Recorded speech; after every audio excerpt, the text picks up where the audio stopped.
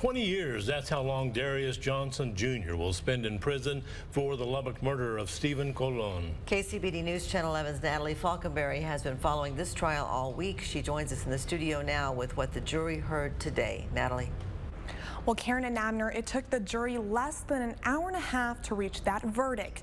Today, both the state and the defense focused on character witnesses, with the state presenting Colon's father and the defense calling Johnson's mother to the stand.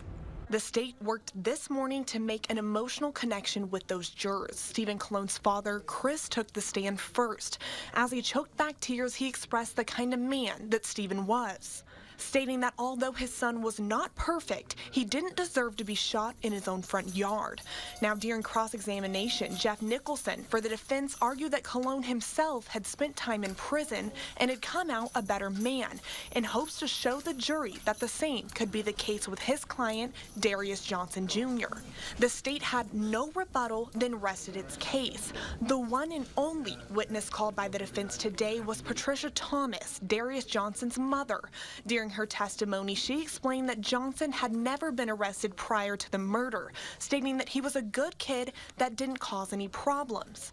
However, during cross-examination, the state focused on an incident when Johnson was placed on juvenile probation for a dispute with a family member, arguing that the defendant had multiple chances to turn his life around prior to shooting Colon in 2022.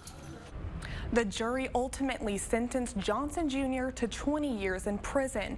He will have to serve 10 years of that sentence before he's eligible for parole.